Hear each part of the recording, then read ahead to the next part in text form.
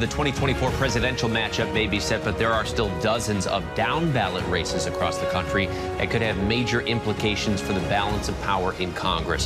Voters are headed to the polls today for primaries in 5 states: New Jersey, Montana, New Mexico, Iowa, and South Dakota. And most of the attention is likely going to be focused on New Jersey because Democratic Senator Bob Menendez's legal trouble has thrown the primary process into chaos. I want to bring in ABC's political director Rick Klein for much more now. So, Rick, Senator Menendez, he announced back in March, amidst all of these corruption allegations, that he was not going to seek re-election. Then just yesterday, he registers to run as an independent. So what's going on in this race? Yeah, Trevor, it's fascinating because we know that trial is ongoing, and Senator Menendez denying all wrongdoing. It seemed that he was headed for the exits, but this last-minute decision to apply for the ballot as an independent very much complicates the picture. There was a lot of drama in the Democratic primary because the Congressman Andy Kim was running against the wife of the sitting governor. She actually dropped out, and Andy Kim is a shoo-in to win the Democratic nomination. But if this is a three-way race that features the incumbent senator, regardless of what the outcome of this of the trial is, that's potentially a problem for Democrats, and they're going to have to worry about the fact that Senator Menendez is also on the ballot, not to mention the fact that his son, Rob Menendez, is running for re-election in the primary in his congressional district, and a lot of the questions about the Menendez family have been central to this entire trial and therefore central to the campaign. So that's in Jersey. There's, of course, other primary races in Jersey, and then 4 other states holding primaries, too. So what other key races are you watching?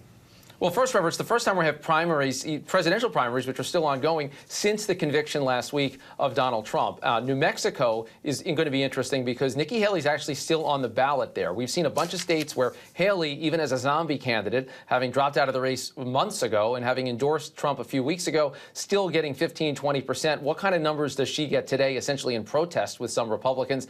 Also, Montana, not a lot of drama in the Republican primary. We'll finally know exactly who the Republican nominee is going to be to take on John Tester in one of the key target races, and races in Iowa and elsewhere are going to tell us about the matchups. All of these House primaries could be critical given how tight the margins are this year. And then looking ahead to the presidential election, Rick, so the DNC, we've learned, is going to hold what they call a virtual roll call vote to officially nominate Biden.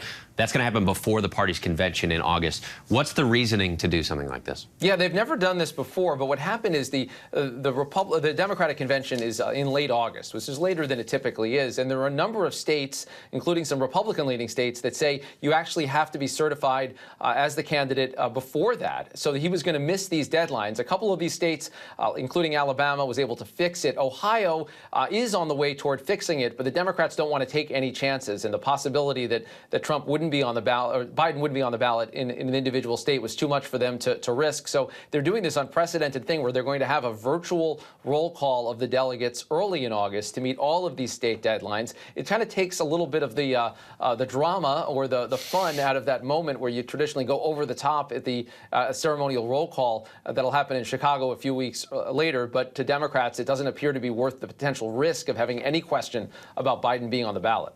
All right, Rick Klein, thank you very much. Always good to speak with you.